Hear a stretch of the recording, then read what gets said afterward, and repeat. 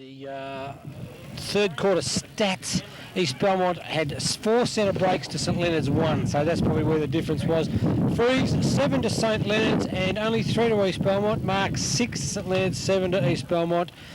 And there were 7 ball-ups. They laid 1 tackle each, and there was only 11 throw-ins that quarter, so the boundary umpires had it a little bit easier. And the East Belmont boys are going to play this side of the ground. Okay, thanks very much, Noel, for that update of stats. And, well, that's probably an indicator of why, Tassie, that the East Belmont boys are well in front. Okay, umpire McLaughlin raises the ball to commence the final term of the 1993 GDFL Division 2 first semi. And the Gazoo gets the first kick of the quarter, kicks it to the direction of Glenn Shea, who looks as though he's on centre wing. The big fella caught with the ball should be penalised, and he is by umpire Chaston. And now we see an opportunity for Dean Mason to drive St Leonard's into attack. So Mason's got the ball, goes in short towards Stevens. Oh, he's met heavily there by Shea, and he'll receive the free kick. So he's got Stevens. Oh, he's quick to play on with that one. He'll still kick to nobody in particular, and that is the case, and the mark's been taken. The last line of defence there for East Belmont by Jamie Legall, and he's had a good second half of the game, Legall, or the third quarter, more importantly.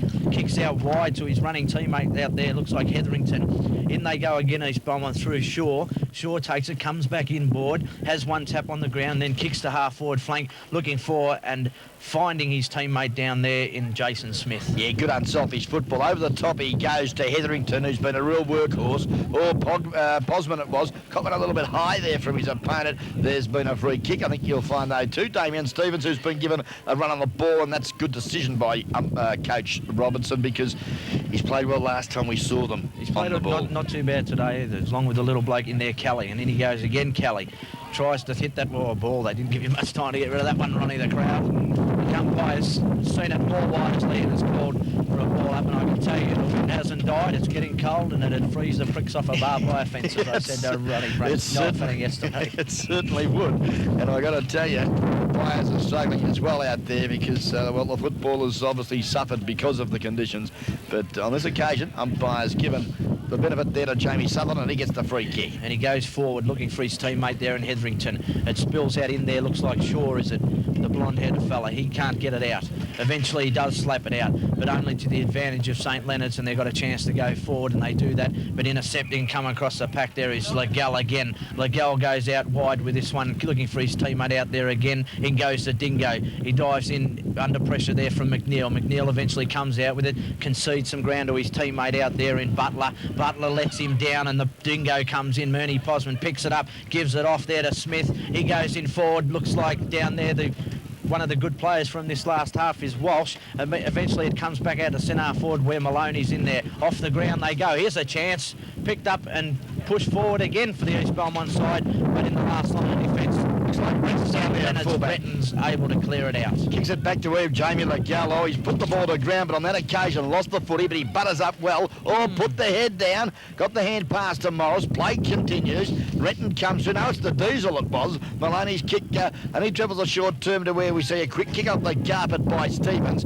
Around the corner, Beekmans, but there's nobody home for the St Leonard side. But Keegan cool on the crisis, gives it to Sutherland on the left foot to half forward, looks there for Povey, he can't mark it. Over the back of the pack there was Munster, couldn't trap it. Ferguson can, gives it to the big fella in the Shea, who shoots it goal. Gee, had it been a fine day, he would have kicked that. The ball was taken away by the breeze to the defensive side of the ground, and well, Heath Walsh just suggesting he was being held there by Brent. No free kick forthcoming, and we'll see a boundary throw in, and you wouldn't believe it, it's gone 30 metres to the outer side of the ground. All right, so we've got a throw in out there for East Belmont. Smith up. Oh, big throw in there by the boundary umpire. In the meantime, looks like, who is it down there? Rendoni, is it? Yes, it is. On the forward line, picks up. It's on the back line, taken by East Belmont and kicked back towards the centre of the ground. Can you believe it? In comes Stevens. He overruns the football, and it's taken by Ferguson. Ferguson heads for the safety of the boundary line, looking for his teammate out there in Hetherington, and they see it over the boundary line for another throw in. And we've travelled. That's good. That clock over there on the scoreboard's not right. Tell me I haven't lost 15 minutes. No. Ronnie Brain. You haven't, Tassie. The last quarter. Rocky's locksmith scoreboard shows us we've only played 5 minutes into the last quarter. That's the boy. Back to the footy as we see now that Well, Randani's still working hard for St Leonard's. Kicks up to half forward. But again, gee, the East Belmont half-back line has been just about impassable here this afternoon. Dean McNeil picks it up well. Gives it back in board to...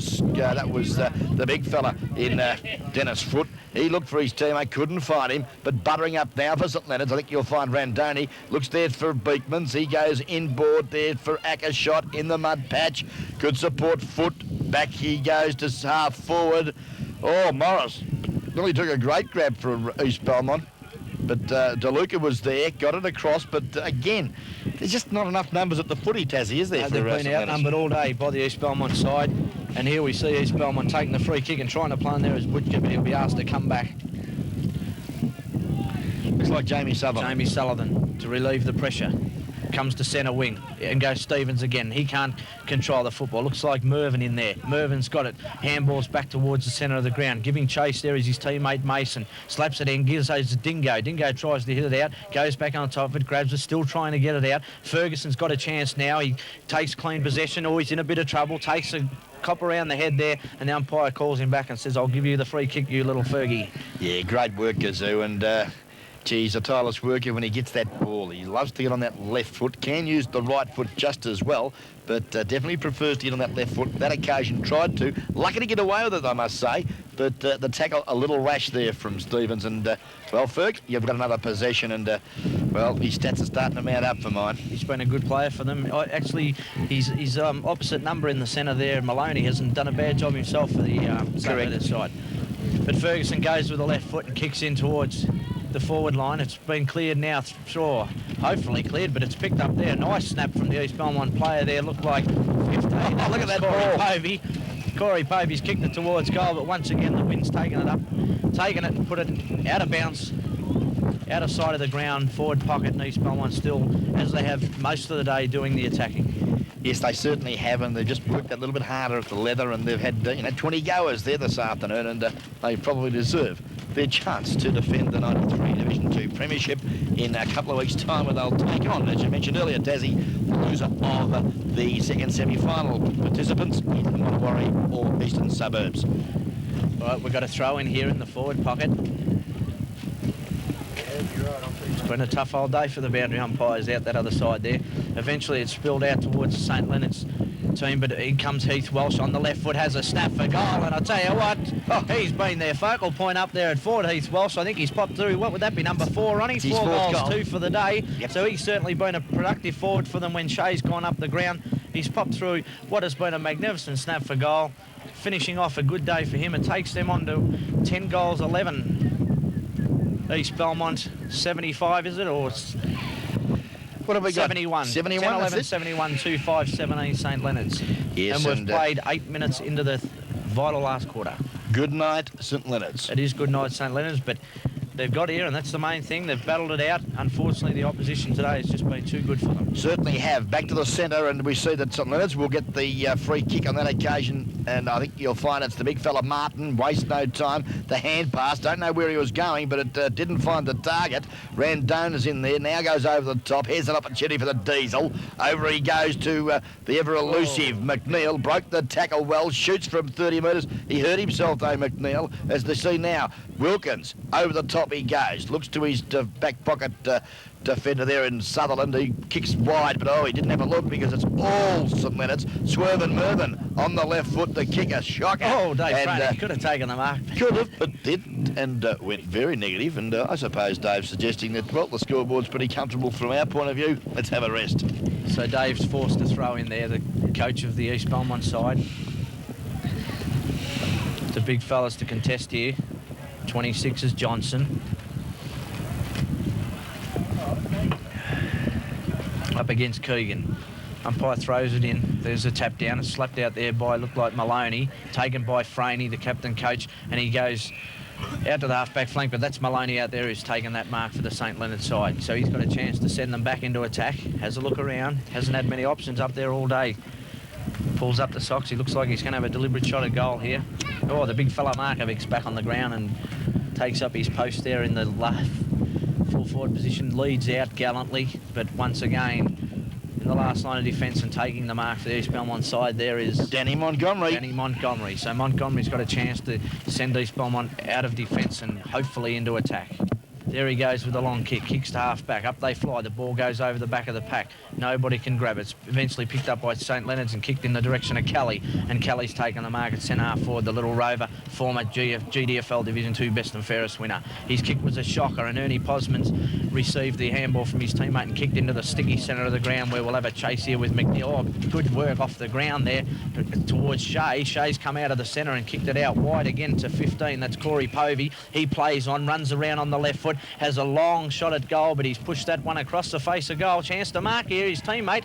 The umpire's called it out of bounds on the full, so 21 there for the St Leonard side. The Butler will take the kick in. Yes, that's Dean Butler, known to his mates as Henry Butler. I love it, Henry now to drill them out of the attacking zone, but he's kicked it straight down the throat of Jason Smith. And, well, you know, should never happen, should it? Well, it's happened many times here today, as we see here's a Randoni taking the mark there. Plays on quickly through the half-back flank. St Leonard's go into the middle of the ground towards a big fella Markovic. Chance for his first possession, but it goes through his legs. Meanwhile, it's the youngster there, number 1. That's Ward, the 16-year-old out there. He can't pick it up. In goes Martin, who's been moved. Oh, Martin not very happy with that decision. Throws the ball on the ground. The umpire says, I'll put it up again. Martin does the ruck work this time. In goes Stevens. Can't hear that. Kelly's in there. Oh, Kelly runs into a brick wall there. Oh, that was a bit rough. I think he did. Well, obviously, Matt Kelly hasn't got a head. Hey, it's just had it been pulled off. Deary me. Anyway, umpire now allows play to continue. Dave Franey breaks through centre wing and kicks it long and in front, taking a great mark. Chris Niblett. Niblett now, very nimble on his feet. Steadies. Looks up the ground. The kick holds up. Oh, Jason Smith, too easy. Great mark. Oh, Positive steals it. Deary me. Goes Dingo to mustn't Shea. like him. Oh, Shea, dummy. Oh, over the left foot. Snap of the shot. Walsh comes out. One grab. Oh, he won't miss this one. No chance. He's having a purple patch. Walsh, he's popped that one through from 20 metres out, and things are certainly going the way of Heath Walsh here this afternoon, Ronnie. They certainly are. Match-winning performance from the goal sneak. Heath Walsh, 5 goals in any final is a great effort, and to get them the way he has is a great effort for Heath Walsh here this afternoon. 13-minute mark of this final quarter. Heath Walsh kicks his 5th and 11th goal for St East Belmont. They've moved to 11-11, 77, 10 goal leaders over St Leonard's 2-5-17 on the Corio Village guest video. Final scoreboard. So Stevens in the ruck, the former Bell Park player, goes up, tries to grab it out of the air. He can't do so. Umpire says you've earned a free kick for your efforts there, and Stevens comes out of the glue pot, and let's see if he can dispose. Oh, that's a... Oh, Ronnie, bro, we're just going to talk about his disposal, and he's got it. The opposition players run past the handball. He called his name and said, oh, you can have it. Well, I've given it the all day. You might as well have this one as well. That's the way he does it. Well, that's the way it's been all day. A real dirty one for St Leonard's, but still, they've, as you said earlier, they're out here and representing the club for the first time in a finals game. And, well, it's a shame that it's had to go the way it has, but that's inexperience for you. There's big Markovic in there. Little Kelly does the ruck work. Good work from Markovic to let the little fella do the ruck work there for him. They butter up again. Markovic's in there again. Good tackle there from... Oh, he's paid that one a little bit too high, and we'll see... Tam Munster taking the free kick, Munster. So Munster, he drives St Leonard's into attack. Now they're a chance. Gray drifts down. Oh, he can't take the mark. In goes for East Belmont there, Joseph. And they see it over the boundary line, and another throw in. Well, 3, 2 and 1 votes here this afternoon. Fnl Fanning and Tassie Hodgson. Going to be a tough one here, I would suggest. There hasn't been any outstanding players, but it's been a good, solid performance here from the East Belmont side. Certainly. Well, the ball is loose at the present time in the forward line for the St Leonard's side. Now we see Swerve and Mervyn give it to probably the better player for St Leonard's. Cop one a bit high again. He probably has a tendency, Tassie, to duck into the tackle, and that's probably why the umpire's not giving the benefit. But, gee, for mine, it was worthy of a kick. He'd sleep well tonight, I'd say, the little fella, Kelly. Certainly will. Well, the ball back in the centre again, and I think back into the ground, and, well, there's just an enormous amount of players around the ball. It's just like really the battle of the fittest out there at the minute, and well, the umpire's finally blown his whistle and given young Kelly a kick, which is probably well earned for mine. Yep, a bit of a scoop out there from the East Belmont player, and Kelly's received the free kick. With the left foot he goes in towards the goal square, but oh, he's kicked that one out of bounds on the full. The resulting free kick will be taken for East Belmont. Looks like Fergie's up there looking for a bit of a kick. Yes, he's everywhere, isn't he, Dave Ferguson? 1 minute he's at half forward, in the middle, now he's in the last line of defence. Covered a lot of territory as Dave Ferguson. Good shot there of the crowd, enjoying the entertainment here this afternoon. And I must congratulate all the people that have come out and put up with the conditions here of such blustery ones to watch this great game of ours. It's certainly been a testing time for both players and supporters. And in the meantime, we see Martin with the ball. He's taken high, no free kick, tries to bustle his way through the pack. And the umpire says, "Give it to me again, fellas, and I'll ball it down," as Noel Fanning almost leaves the competition. Back to the footy now. Oh, the big fella, Darren Martin, breaks through, kicks it quickly up to the teeth of goal. DeLuca trapped it sweetly. Can he do a Heath Welsh? Kicks it over the shoulder. Oh, great goal, Dean DeLuca. And DeLuca kicks his second. And, well, it was a bit like a repeat of the second quarter when they had the bruise, Tassie. We've been travelling. Let's have a look now. About 17 minutes, I think you'll find, of this final quarter. It's taken them to kick their first goal with the bruise. It took them 23.5 minutes in the second term, and that's not how you win games of football when you're kicking with a 6-goal bruise. No, he's been a pretty disappointing forward there for him today, DeLuca, but I believe he may be a little bit injured, but he's a quality player, so they had to take him in. And unfortunately, that's probably one of only 2 or 3 possessions he's had for the day. Well, East Belmont going to attack now. Good work, Chris Niblett, up there to half forward. As we see breaking clear Mario Andone, who hasn't really put a foot wrong all day. Worked tirelessly for the St Leonard's side. Now Martin gets another possession for the St Leonard's boys. Kicks up there, all Sutherland dropped the sitter. Coming through now, being held without the ball. For mine, no free kick was forthcoming. East Belmont players screaming for a free kick that he was caught in possession. Dean DeLuca. Dean DeLuca a bit stiff, I felt, not getting the kick. Umpire telling them to settle down. He's gonna give a free kick here to somebody. Looks like Sullivan, is it? Yeah. Receiving the free kick. Can't understand What that one. Was for, we'll never know. Sullivan goes out to the centre wing looking for his teammate there in Ferguson. Ferguson gives chase, but all he can do is see the ball out of bounds, the outer side of the ground, and the wind is amazing.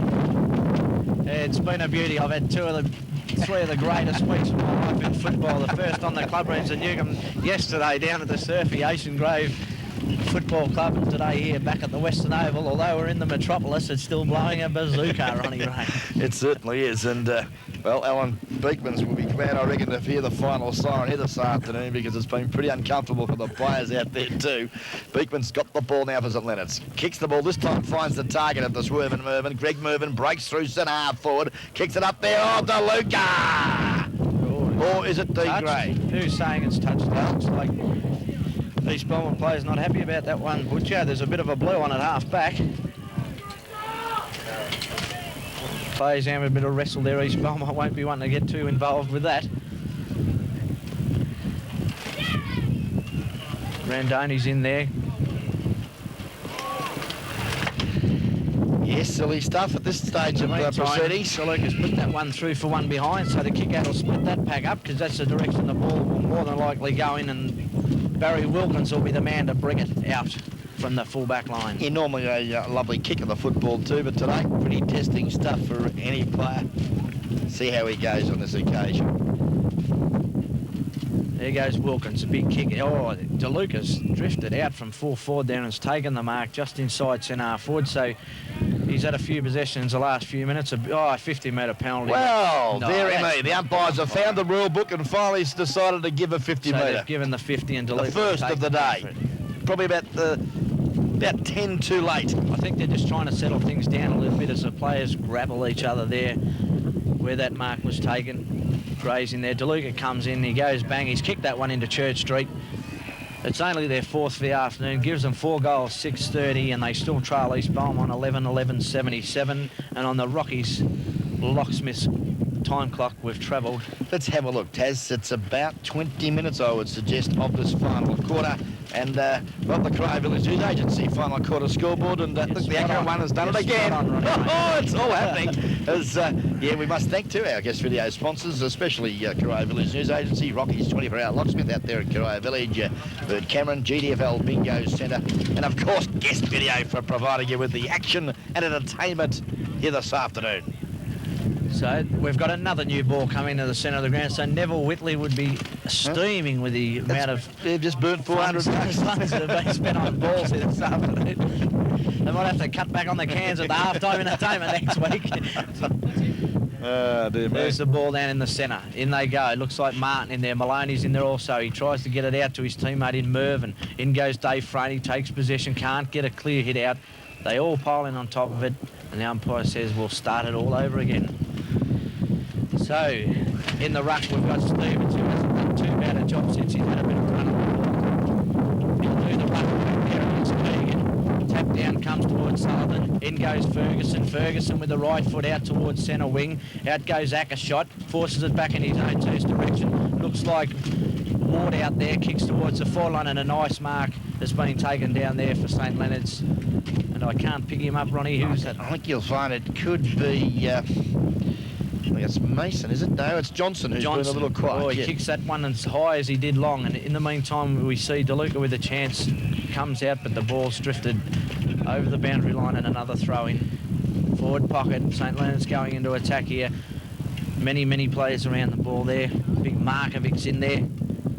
23, the Munster, he's in there. And Markovic uses his body, but the ball comes down to where Martin takes possession, breaks out of the pack, goes with the right foot into the forward line. Oh, a good thump away there from the St Leonard's player in Kelly. Comes out towards centre forward, picked up by Ackershot. A nice mark on the chest by Ackershot. He goes back quickly to get on with the business. Kicks back into the forward line, looking for a teammate. Looks like DeLuca coming out, can't quite take the mark. Spill's probably good attempt, and we'll see another ball up. Kelly gives him a pat on the back for his effort. And we'll see him take another ball up. Centre forward, St Leonard's into attack. The big fella. Markovic got a hand of the footy, but it went straight down Dave Ferguson's throat, and the Gazoo slaps it on his non-preferred right foot. And never heard him called the Gazoo before, haven't you? It's a long story, Taz, and I'll probably tell you over a schmutz later. You won't tell me over live national television, is that what you tell me? Oh, Fergie. There's the tap in. Big Markovic holds him out and taps down, trying to make an impression on the game later in the last quarter. It's taken by Ward. I would have had him on a little bit earlier, Ronnie. In they go again. It's picked out up and kicked out there by Sullivan. We're starting to rock and roll here now. I can give you the tip. It's a boss out of bounds. Another boundary throw in. Out of sight of the ground as the leaves start to blow. The police hats start to blow off. They're holding their caps down here, the boys. Very frustrating day for the constabulary, very frustrating day for guest video, and a frustrating day for the footballers.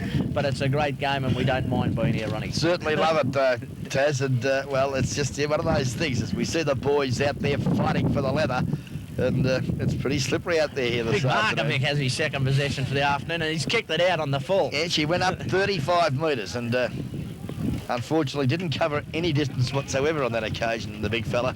And, well, East Belmont now. So Dave Franey of their captain, Coach Dave Franey, gets the free kick. He'll bring them back up the centre wing. Franey taking plenty of time. He's going to go with a long kick. There it is, kicks to centre wing. In front there is Martin, but once again the ball's been kicked out of bounds on the full by the captain, Coach Franey, and we'll see Martin take the resulting free kick. Yeah.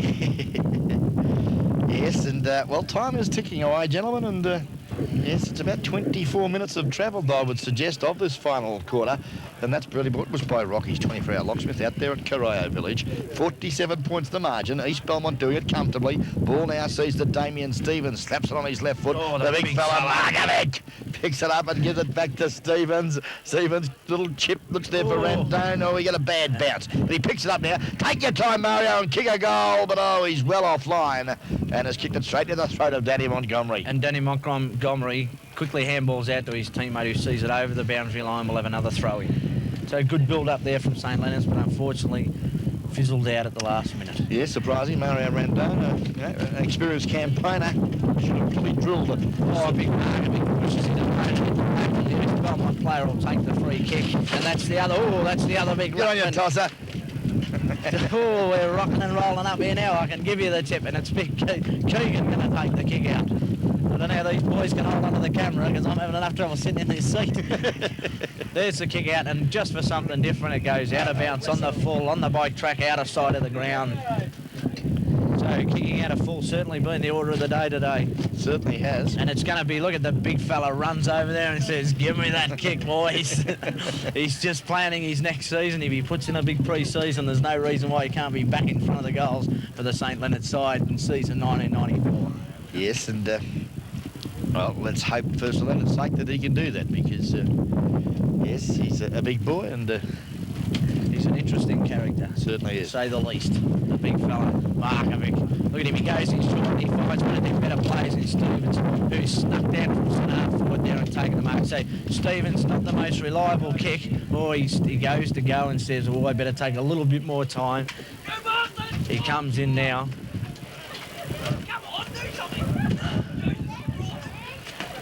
Comes in there, oh, I don't know what's happened there. He's flagged him all right, as you called it there, Noel.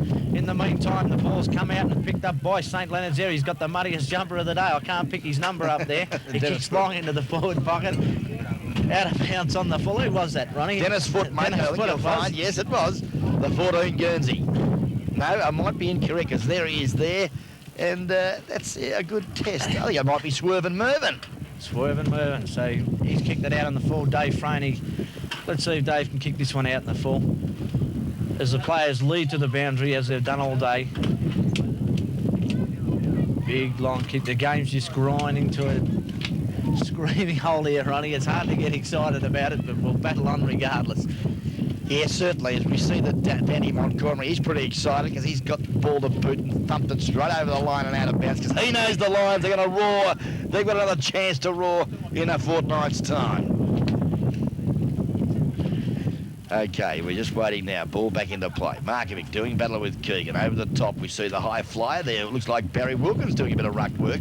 Got it to ground. To see a quick kick there from defence from, I think you'll find Jeff Shaw. And it goes straight to the arms of Justin Hetherington.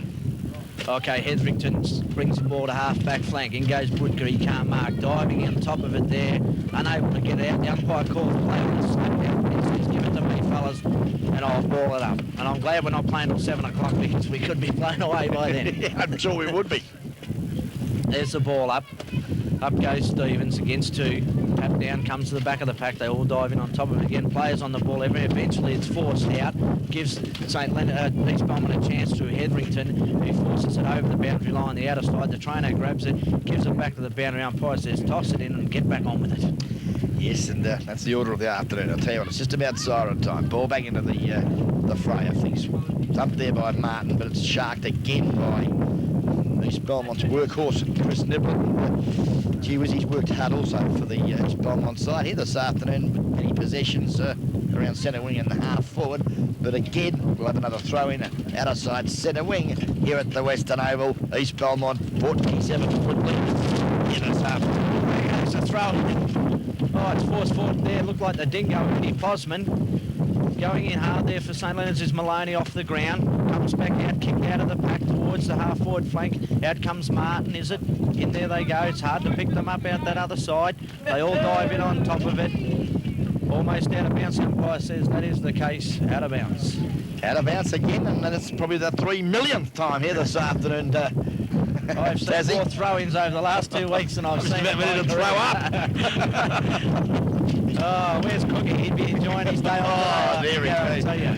He must have known something, I reckon. Markovic, he's worked himself up to the wing. That would have taken a while. There goes little number 1 there.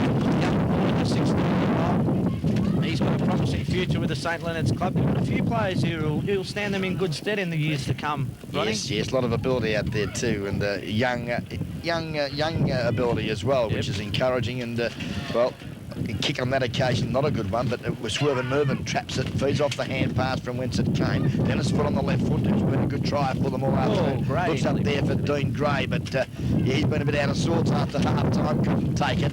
The kick now up to centre wing, sees Diesel work hard, break through the traffic, but oh, he's caught with the ball. Gets it now across to a teammate in Ackershot, who punts it to half-forward. No one can take the ball except the Gazoo. On the right foot, Dave Ferguson punts it up to centre wing. Here's a go for the Dingo. The Dingo dashes to down centre wing, kicks the ball to centre half forward. Povey now, plenty of time to steady. Got his teammate there in Shea, who's a little slow. Can't trap the ball sweetly. And I think you'll find that we got it out. That was good footy, Glenn Shea. As we see, though, the big fella McNeil trap it and kick it back from whence it came. There's little Morris comes in, forcing the ball out in front, eventually kicks it off the ground, gives it off to a teammate who gets a kick under pressure, Niblet. Goes down, busting through the pack there. That's a guy with the mud on the back of his jumper. Swervin' Mervin. The ball comes, as with siren sounds, picked up by East Belmont and forced forward. And the siren has gone out at the Western Oval in the first semi-final, where we've seen East Belmont run out winners 11-11-77. They've defeated the St Leonard side 4 goals, 6-36. And Ronnie, what do you think? Well, congratulations, first of all, the East Belmont Lions. They've got another chance at the Premiership Cup. Commiserations to Dave Robertson's St Leonard's boys. And one loser here in football. There's programs and things get blown around here. But, too good on the day, the East Belmont Lions. And, congratulations to them. Well, they were certainly, I think, well coached today by their coach, Dave Franey. They set it up in the first quarter with 5 goals and 6 behinds, give them, the 6 goals that the win would aid them. We said that they had the score on the board, which they did, and St Leonard's come out in the second quarter, and they absolutely swamped the backline, East Belmont, and continually pushed the ball out of there. It was a scrappy quarter. There was nothing pretty about it, but they got the job done.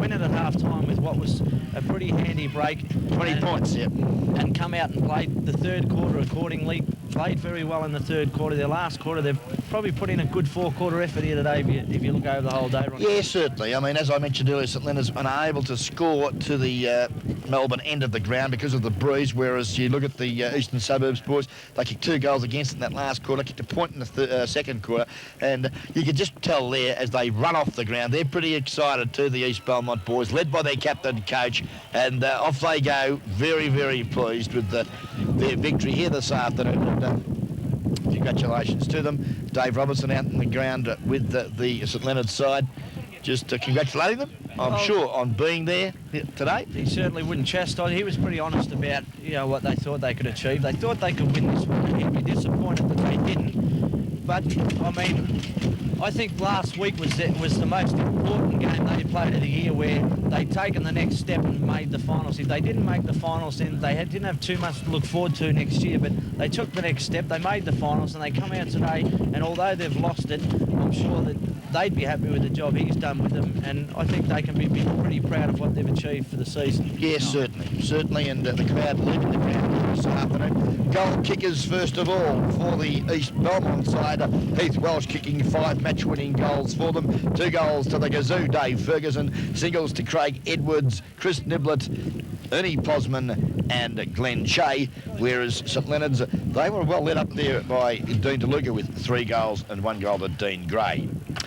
Gentlemen, if you've had it. David Cook walked past us in the Wonnawarry side. He'll be looking forward to next week's game against Eastern Suburbs.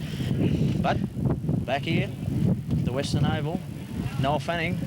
You watched the game, Noel? What did you think? I watched the game today, and I thought the most exciting thing about today's game was the wind. And trying to stay up here in the guest video broadcast box. Especially that kick out from the full back. That was an absolute perler. We'll go through a few stats for you. An interesting stats were East Belmont in the last quarter had 3 centre breaks, whereas St Leonard's had 1. Free kicks, 8 to St Leonard's, 8 to East Belmont. Marks, 7 to St Leonard's, 6 to East Belmont. And there were 6 ball-ups. And in the last quarter, we had 1 50-metre penalty given, and it probably should have been more given for the day, but there wasn't. Now, for the whole day, interesting stats. Free kicks, St Leonard's got 28 free kicks, and East Belmont only received 23, and I thought the umpiring today was pathetic. Centre breaks. I won't argue with that. 7 centre breaks. St Leonard's had 7. East Belmont had 12. Marks 37 to St Leonard's, 34 to East Belmont. There was 28 ball-ups and a mammoth 52 boundary throw-ins, nearly 1 every 2 minutes, fellas. So there's some interesting stats for you. Yeah, good on you, Noel, and thank you very much for that. And I'm sure the listeners and ourselves greatly appreciate that information, because it just typifies the result here this afternoon, and the boundary umpires definitely earned their keep. They did a better job than the Centrals. Yeah, without a doubt. You reckon they should give them some of their pocket money at the end of the game? And I felt the goal umpires also did a better job than the Centrals, because they didn't have much to do and they had to stand in the wind. You guys got no votes whilst I've got hold of the microphone here, fellas? Yeah, certainly, Noel. I'm going to give 3 votes to East Belmont's number 14, Murray Hetherington. Although he didn't do much in the last quarter, I thought he'd done enough in the first 3 to earn 3 votes. Number 14, Murray Hetherington. No, Murray didn't play today, Noel. Well, Hetherington, 17, sorry. Jason Hetherington. I was going to say he didn't do much if he didn't play. Jason Hetherington. I had his Christian name wrong. Yeah, I gave 2 votes to a bloke who battled his guts out all day for St Leonard's, in little Matt Kelly. I thought he was an absolute pearler, number 27 for the Saints. And I gave 1 vote. On a day like this, if you can kick 5 goals, you deserve a vote, Heath Walsh. Okay. Have you had time, Tassie, to do yours? First, Ronnie, I'm very interested to hear. Make it snappy. We'll end up out in the middle. Well, I gave 3 votes to Dave Ferguson. I thought in the centre, I like the old Gazoo. He sets up a lot of opportunities for the East Belmont side. I gave 2 votes to Justin Hetherington. I thought his game was also an exceptional one for 4 quarters of football. And I gave 1 vote to Heath Welsh from East Belmont, 5 goals in a grand final, first semi, great effort. Well, I probably went a little bit different in Heath Welsh. I thought his game was a little bit more than 1 vote, and I give him 2, because I thought 5 goals under today's conditions.